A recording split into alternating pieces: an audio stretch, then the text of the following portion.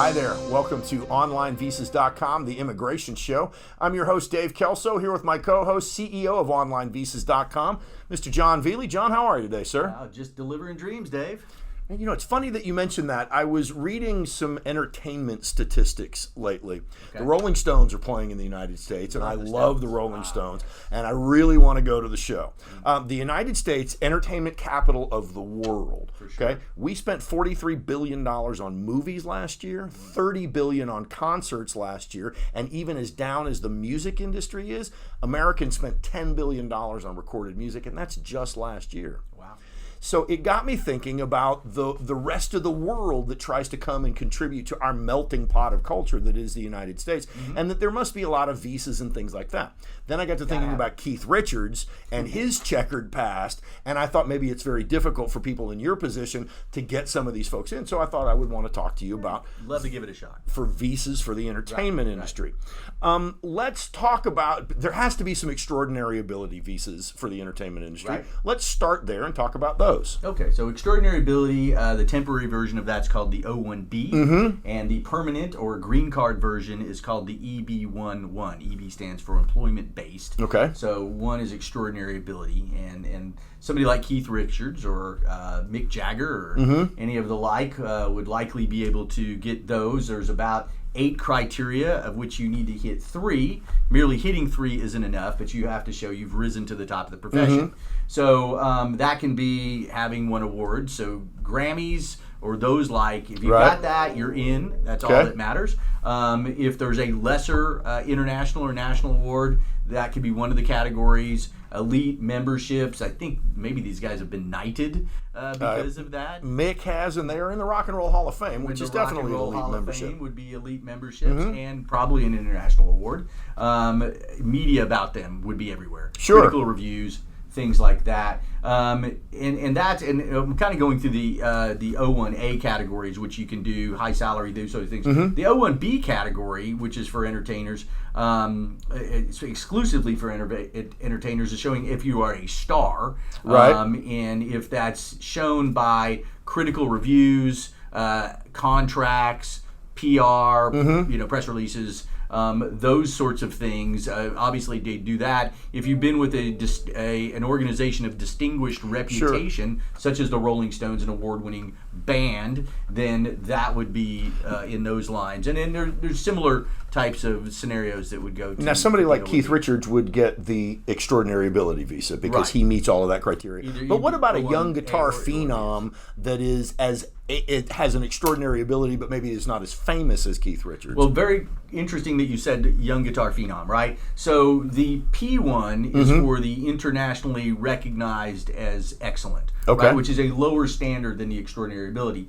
Now, unlike athletes that can be individual athletes and get the P1, like a runner or a tennis player or a skier, you can't do it as an individual under the P1B. You have to be in a band. Right, and you have to have played in that band for 1 year. The band has to be together for a year. Now they can maybe trade out a drummer. So with Pete Best is thrown out and Ringo Starr comes in, the Beatles could still get a P, and Pete Best could come and play if it's just one of the guys. Well, what would somebody like Yo-Yo Ma do, the cellist who is a solo artist? Well, he's extraordinary, so he'd be able to come on that. So the new guy wouldn't be able to. He'd either have to come in as a band or come there. Now, that takes us to the P3, the culturally unique.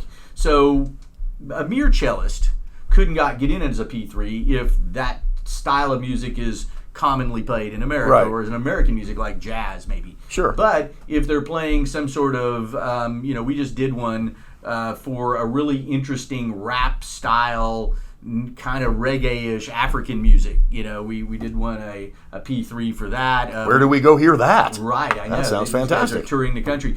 We've done burlesque dancers under the P3. Australian burlesque dancers. You may not have known that there's a pipeline from Australia to the Moulin Rouge. One of the greatest Moulin Rouge dancers of all time was an Australian. Right. So I got to represent one of the later Australian Moulin Rouge dancers. That's funny. Who was coming to Vegas to not be a showgirl, but to do burlesque. That is culturally unique. Immigration actually asked me a legitimate question, was whether burlesque was the same as stripping, which it's not. It's skits although titillating, are I know, right? Are really forms of comedy, and her show was really funny because it had sort of a stand-up comedian, very vaudevillian, Right. that would be between these sort of risque skits that Oh, she nice. was in. Right, so it Sounds was a lot fun. of fun to do that one, but I think immigration approved that one with a smile on their face. Right? Do you have to give them some free tickets to the show? Well, we went to the show. It was fun to see. All right, so those are really the three. The O1B. Right. You could also do the O1A, but O1B specifically for entertainers. The P1, bands, not individuals, or being, as part of a movie, but not just an actor. So these are actors, entertainers, anything Right. like that. P3, culturally unique. And that can be any sort of artist. We did some of the Dalai Lama's monks under the P3. They do two forms of art, chanting, Yep. and the other was they do this sand mandala. Those things are amazing. Have you ever seen them make one of those? Yeah, I have, and they're fantastic. So they made the sand mandala, and then in a very Buddhist thing, Right. they blow it away. Yeah. They went down to a river with this thing. It took them days to make this beautiful thing, and then they went to the river and went, whew, and it all went away, and it made you transcendent. We're transcendent. We're talking with John Veely. He's the CEO of OnlineVisas.com, and we're talking about visas for artists and entertainers. Yeah. And one question I have is that if these young kids, I was reading here on a music blog some time Right. ago that because of the immigration situation in the United States right now, some of these young kids are having trouble getting to festivals like South by Southwest because they can't Yeah. get visas. What's to stop these kids from just coming to America on a tourist visa? They are on tour. Yeah, we just had this issue the other day, and literally had to pull the plug on it. Amateurs can come to a unpaid music festival and play on the Right. B1 visitor's visa. Professionals can't. And, they're now more and more about making people turn over their social media and stuff like that. So if they're promoting their show, things like that, it links to their website, all the things that you would do. Right. Right? And that these are professional artists, you can't come as a visitor. Isn't that ironic? Right. So a lot of times, which is really interesting, we'll get calls from promoters saying, we just want somebody to come in for a weekend, right? It's the same amount of work for us to do one of these visas for a weekend as it is for 3 years, right? And Might as well unfortunately, stay. the same cost, right? Well, the promoter doesn't care if they stay that long. They want them for one show. Right. So we work with them. Hey, can you do tours? Can you do multiple things? Now, the really neat thing about the O's and the P's for artists and entertainers for these non-immigrant ones is you can do agent-based petitions, and we actually serve that role. We have created a international sports and entertainment agency where we will be the petitioner, and the gigs, like there'll be multiple gigs in venues, or movie productions or television shows, do an album, can all be direct employers. So you kind of have an umbrella of the agent, and then the direct employers are what they're going to do, and you show a schedule of events Right. in which they'll do that. So that's the neat thing that you can do that athletes and entertainers and artists can do that a techie can't. Right. A techie can only come in and work for Microsoft. Right. Can't just do whatever. It can't be a freelancer. So that sort of leads to that we can talk about the green cards that come out of that. Sure, Would you like to do that? sure. Yeah, we're talking with John Veely, the CEO of OnlineVisas.com. We're talking about some of the winning strategies, some of the difficulties, some of the green card visas associated with the arts and entertainment industry. Now, you mentioned the green cards. Right. Let's start with the EB1-1. So like the O1B, Right. it's extraordinary ability, right? Okay. But it works more like the O1A. So the O1B is, have you been a star? Are you going to be a star? Those sorts of things. Little easier to hit that because a lot of those ones are similar, right? So being a star and then being a star in an organization with a distinguished reputation and looking at critical reviews and those sort of things, you can have one or two events that fit in all the different categories.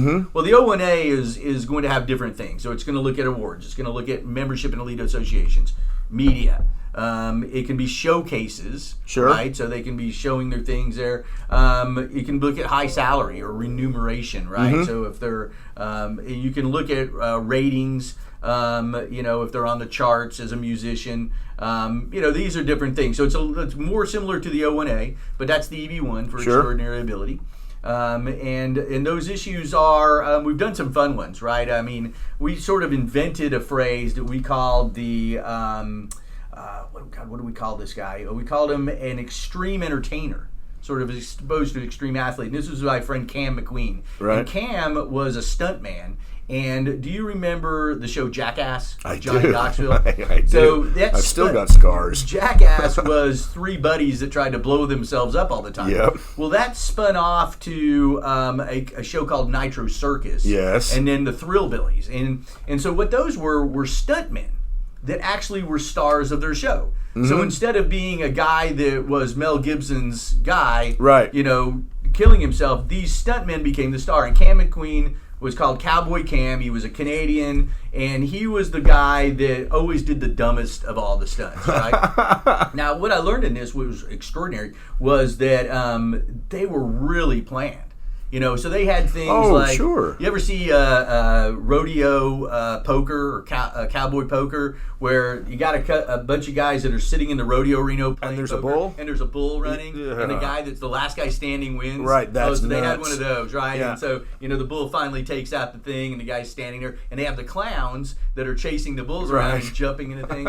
They did that. And there's a visa for that too? Well, there's a visa for anything that's extraordinary. Right. So Cam's group in Nitro Circus won awards. They won the equivalent of the kind of extreme Emmys or Grammys. Does the Darwin Awards count at all? Well, it would, except you'd be dead, right? I mean, no one ever wins the Darwin Awards and survives. Nobody's ever around to accept. Exactly. So that one was really cool because we got to really blend being great at stunts and being great at as entertainers and the fame they got. Right. And he was also a monster truck driver. Right. And Cam was the first guy to ever do a backflip in a monster truck. Oh my Lord. Well, and that's a significant thing. So, That's extraordinary. yeah, it was really neat. So they did some great movies, and I mean, one of them ends with there's a bunch of motorcycles jumping over the top, and then they had underneath them were these Baja cars, and at the very end comes a monster truck right between. Kind of imagine the British flag of motor vehicles. Right. Oh my goodness. So that was a lot of fun to do that, and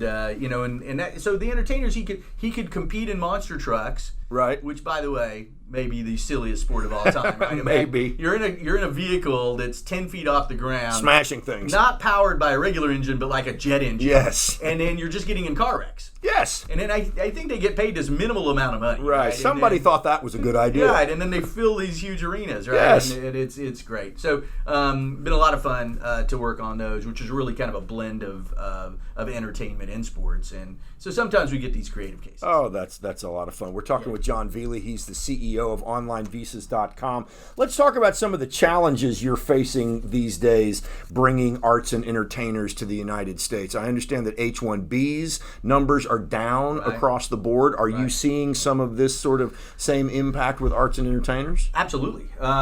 Visa's hard. Immigration is hard. Getting visas is hard right now. So we've just seen, the threshold has been risen across the board on all of these things. Visas, strategies, evidence that would have worked are being questioned. The denials are more specific. The arguments have been made that if an award was won by multiple people, it shouldn't count as an award as opposed to just one. We won that one, but they've raised that. I mean, we found some case law where 2 people won the Nobel Peace Prize, and then we also had another one where an Olympic gold medal for a relay race. All And of they them said they said the Nobel Prize was not good enough. Well, because sharing because they split it, right? So my we're goodness. seeing arguments like that, and we're getting past them. But that's one if you look at the language, they're saying you need to be in elite memberships, not just a membership. Right. Or, So Mensa's not just enough. one wouldn't be enough. Right. You need to be in multiple ones. We're getting past those arguments, so we're finding ways that these visas are being nitpicked, and we have to get past them, right? And so there's a number of those issues. Some of these arguments, again, seem a little ridiculous and seem a little frivolous. I mean, having to split the Nobel Peace Prize is a ridiculous response. What do you can you speculate on the point of some of these nitpicks? Well, we do a lot of thinking about this. Well, number one, we're playing chess.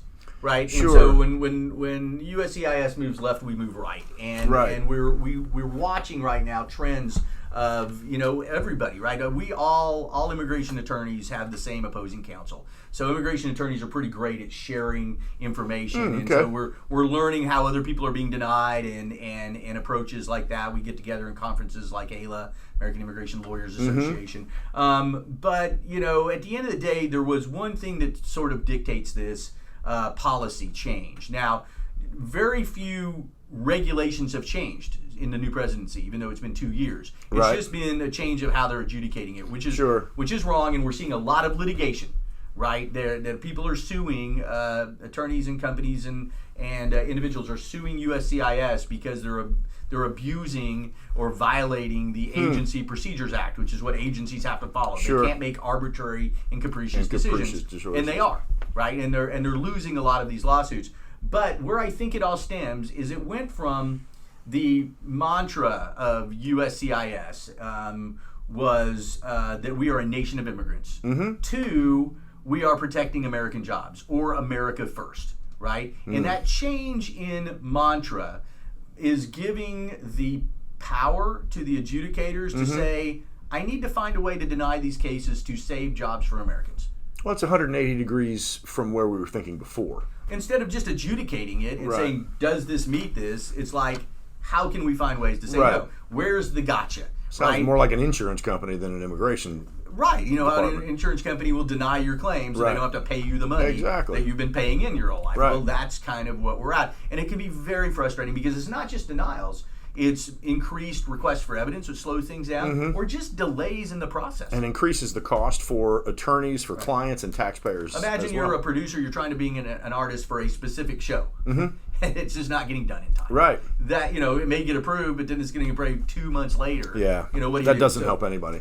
It does. That's John Veely. He's the CEO of OnlineVisas.com. I'm Dave Kelso. If somebody wanted to get a hold of you, if somebody wanted to bring their band, their art, their culture to the melting pot that is this country, how would we get a hold of you? Well, OnlineVisas.com is our website, and we're very, very proud. Almost 2,000 visitors a day now, getting about 25 questions a day. Excellent. For people looking for that. A lot of it is these great videos and podcasts we're doing is a lot of fun. People are watching that. We want them to subscribe, like please. And share, that sort of thing. But you can call us 405-310-4333. You can email me directly, John, Jon, at VeelyLaw.com, VELIELAW.com. Love to talk to you. Love to have a strategy session. And these sort of anecdotes, are a lot of fun for us, and love to work on your case if you have one. And please be sure and subscribe to our YouTube channel. We are also on LinkedIn and Facebook. Thanks for watching the OnlineVisas.com, The Immigration Show. Enjoy your American dream.